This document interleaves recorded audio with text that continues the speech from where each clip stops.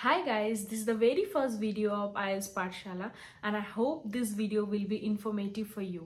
আমি প্রথমত তোমাদেরকে আমার ব্যাপারে জানিয়ে রাখি।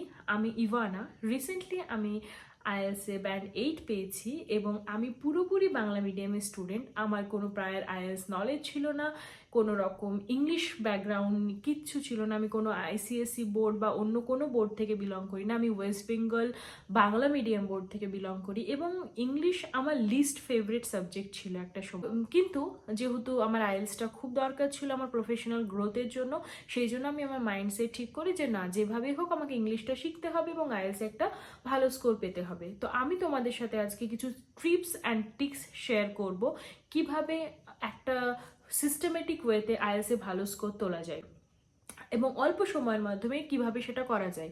আমি জানি এখানে অনেকে যারা ভিডিও দেখছো তাদের প্রায় কোনো নলেজ নেই ইংলিশের ব্যাপারে, ইংলিশে হয়তো কথা বলতে বা ইংলিশ নিয়ে খুব একটা কমফোর্টেবল ফিল করো না। তো কিভাবে এই ভয়টা তোমরা ইজিলি কাটিয়ে উঠতে পারবে সেটাই আমি স্টেপ বাই স্টেপ জানাবো। ফার্স্ট অফ অল আমি তোমাদেরকে বলবো কিছু স্টেপ তোমরা লিখে রাখো পয়েন্ট করে, এবং প্রত্যেকদিন ঘুম থেকে উঠবে তখনই তুমি লেখাগুলো দেখবে এবং সেটার মাধ্যমে তোমার ব্রেনটা সেইভাবেই ট্রেন হয়ে যাবে। তো ফার্স্ট যেটা পয়েন্ট সেটা হচ্ছে know your goal. You don't need to write it, but definitely you need to know your goal. মানে তুমি আইএলস কেন দিতে চাও এবং তোমার ডিজায়ার্ড ব্যান্ড স্কোর কি সেটা তোমাদেরকে জানতে হবে। Otherwise it will be nearly impossible to set a proper exam date or to set preparation like routine. It would be really difficult. So প্রথমত তুমি জানো তোমার যেখানে তুমি কেন আইএলস তুমি দিচ্ছ এবং তুমি যে ইনস্টিটিউশনের জন্য আইএলস দিতে চাইছো তাদের রিকোয়ারমেন্ট কত। হতে পারে তোমার গোল 6.5, অথবা হতে পারে তোমার 6, কারো হতে পারে 7, কারো হতে পারে 8। আমি অলওয়েজ তোমাদেরকে রেকমেন্ড করব তোমার যতটা ডিজায়ার্ড ব্যান্ড স্কোর তার থেকে 0.5 or 1 ব্যান্ড স্কোর তুমি বেশি অ্যাচিভের চেষ্টা করো। কারণ in case you fail, you will not fail. Don't put all your eggs in one basket. So first know your goal and your time limit. তোমার কত number দরকার আইএলসে এবং কত স্কোর পেলে তুমি এলিজিবল হবে তুমি যে ইউনিভার্সিটিতে অ্যাপ্লাই করছো সেটার জন্য, আর যে জায়গায় তুমি ওয়ার্ক করতে চাইছো সেটার জন্য। নো ইয়োর টাইম লাইন, কত সময়ের মধ্যে তোমাকে ক্লিয়ার করতে হবে। Second think in English. This is very important point, যেটা হচ্ছে যখনই তুমি মাইন্ড সেট করবে যে তোমাকে আইএলস দিতে হবে বা তোমাকে ইংলিশ শিখতে হবে, তখনই তুমি সমস্ত কিছু ইংলিশে ভাবতে শুরু করবে। দ্যাট মিনস তুমি যখন নিজের সাথে কথা বলবে সেটা যেন তোমার সাথে ইংলিশে কথা বলো। হতে পারে এটা ব্রোকেন, ডেফিনেটলি আমরা প্রথমে কেউ ইংলিশে একদম জাহাজ হয়ে শুরু করে না। ডেফিনেটলি তোমার লেভেল কম হবে, বাট নিজের সাথে কথা বলতে তো কোনো লজ্জা নেই। মিররের সামনে দাঁড়াবে, দিয়ে নিজের সাথে কথা বলে যাবে।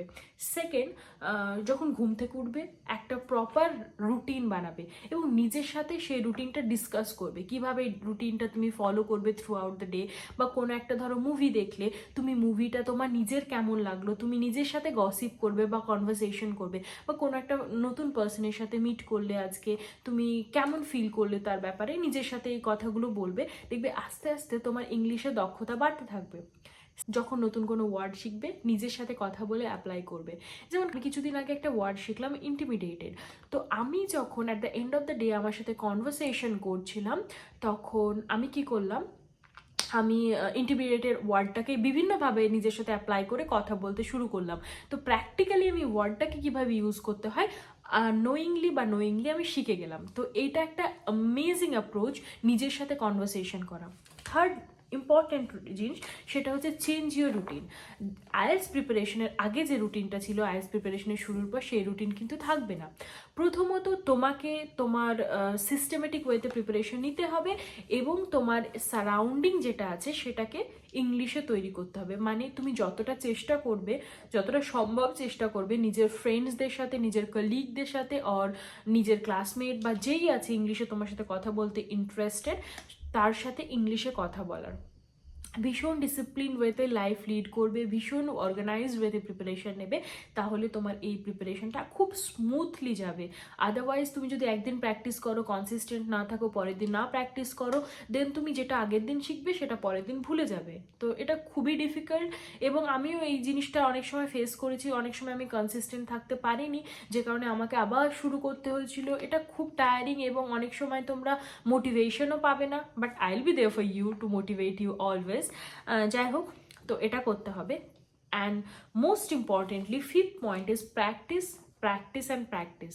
Practice is the key. তো তোমাকে যে জিনিসটা করতে হবে, প্রত্যেক দিন প্র্যাকটিস করতে হবে। তো প্র্যাকটিসের জন্য কোন কোন মেটেরিয়ালসগুলো ইউজ করবে? First of all, I recommend you to practice from Cambridge books. They are the gem, which means তোমাকে কেমব্রিজের মোটামুটি কেমব্রিজ 10 থেকে কেমব্রিজ 19 অবধি যতগুলো বই আছে, সমস্ত বইয়ে যতগুলো টেস্ট আছে একে একে প্র্যাকটিস করে ফেলতে হবে। এবং কিভাবে ইফেক্টিভ ওয়েতে প্র্যাকটিস করা যায় সেটাও আমি তোমাদের সাথে শেয়ার করব। এটা এমনই নয় যে তুমি প্র্যাকটিস করেই গেলে বাট তুমি ওখান থেকে কিছু শিখলে না, that will not be useful. তোমাকে প্র্যাকটিস করতে হবে, এবং তোমার মিস্টেক থেকে তোমাকে প্রত্যেক দিন কিছু না কিছু শিখতে হবে, যেটার মাধ্যমে তোমার স্কোর আস্তে আস্তে বুস্ট হবে। হ্যাঁ, ডেফিনেটলি ফার্স্টে একটা ব্যাড স্কোর পাবে যদি তোমার বেসিক খারাপ থাকে, বা যেহেতু তুমি এক্সাম ফরম্যাট জানো না, সেক্ষেত্রে তোমার এটা খুবই নর্মাল একটা ব্যাপার যে তুমি বাজে স্কোর পাবে। কিন্তু তুমি যদি কনস্ট্যান্টলি প্র্যাকটিস করতে থাকো, তাহলে ডেফিনেটলি তুমি একটা ভালো স্কোর পাবে। থার্ড, মোস্ট ইম্পর্ট্যান্ট পয়েন্ট, যেটা 6 নম্বর আমি বলবো, surround your self in English. যেটার মানে প্রথমত তুমি যেটাই করবে ইংলিশে কথা বলবে নিজের সাথে, যেটা আমি আগে কভার করেছি। এবং নিজে, আমরা অনেক সময় সোশ্যাল মিডিয়া ইউজ করি, অনেক রকম ভিডিও দেখি, অনেক নেটফ্লিক্স মুভি দেখি, যেগুলো এরপর থেকে তুমি ইংলিশে দেখা শুরু করবে। I know it's quite boring. কিছু কিছু মেয়ে দেখবে ভিডিওটা যারা কোরিয়ান ড্রামা দেখতে অনেক পছন্দ করে। I recommend you to use the English audio and listen to it and watch the movie or enjoy the movie. যারা র ইংলিশ মেটেরিয়াল দেখতে পছন্দ করো, নিজের জনরা থেকে পছন্দ করে তুমি হচ্ছে ভিডিওগুলো ইংলিশে দেখবে। ইংলিশে ভিডিও দেখা অনেকগুলো বেনিফিটস আছে, সেগুলো আমি পরে ইউজ করব। এবং তোমার যখন লিজার টাইম, মানে তুমি আগে যখন বাংলা গান শুনতে বা হিন্দি গান শুনতে, সেই টাইমটাকে রিপ্লেস করো বিবিসি লার্নিং পডকাস্ট দিয়ে, ইংলিশ লার্নিং পডকাস্ট দিয়ে, অর এলস ইংলিশ সংস দিয়ে। কেন বলো তো? ইংলিশ যখন তুমি শুনবে তখন তোমার 4টে জিনিস হয়। ফার্স্ট অফ অল, তোমার আনকনসিয়াসলি লিসনিং ইমপ্রুভ হবে। তুমি বিভিন্ন ওয়ার্ড আননোয়িংলি অবজার্ভ করবে, যেটা তোমার জন্য ভীষণ বেনিফিশিয়াল হবে। তোমার লিসনিং স্কোর ইমপ্রুভ করতে খুব ভালো হবে। Second, your vocabulary will increase, মানে তুমি আননোয়িংলি অনেক ভোক্যাবুলারি তুমি জানতে পারবে, যেটা তোমার রিডিংয়েও বেনিফিশিয়াল হবে, রাইটিংয়েও বেনিফিশিয়াল হবে, even in speaking it will be really helpful for you. Paraphrasing তোমার ইমপ্রুভ করবে।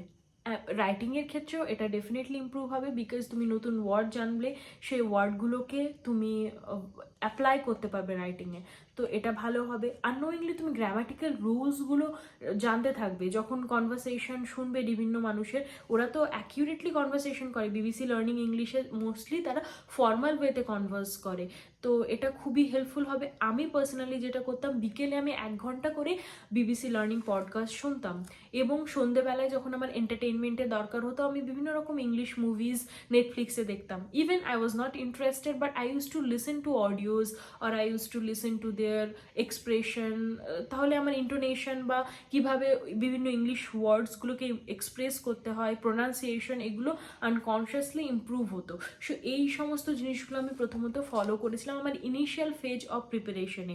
তো এগুলো আমার জন্য ভীষণ হেল্পফুল ছিল, এবং আমি জানি এই জিনিসগুলো তুমি যদি ফলো করো এবং প্রপার একটা রুটিন মেনটেন করো, তুমি ইজিলি 7-8 এক্সপেক্ট করতে পারো তোমার আইএলটিএস এক্সামে।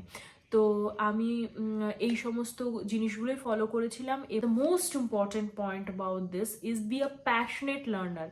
তুমি যেখানেই শেখার সুযোগ পাবে তুমি কিছু শিখবে। তোমাকে লার্নার্স মাইন্ডসেট নিয়ে আসতে হবে নিজের মধ্যে। মানে তুমি যখনই তুমি কিছু দেখবে ইংলিশে, বা নতুন কিছু ওয়ার্ড দেখবে, নতুন কিছু শিখবে, নতুন কিছু এক্সপ্রেশন দেখবে, নতুন কোনো গ্রামাটিক্যাল রুলস দেখবে, তোমাকে কুইকলি সেটা অ্যাবজর্ব করে নিতে হবে, বা তোমাকে খুব সুন্দরভাবে অবজার্ভ করে জিনিসটাকে শিখতে হবে। Be a very passionate learner. তুমি যদি লার্নিং মেন্টালিটি নিয়ে থাকো না, তোমার খুব ইজি হবে জার্নিটা এবং খুব তাড়াতাড়ি তুমি আইএলসের জন্য নিজেকে রেডি মনে করবে।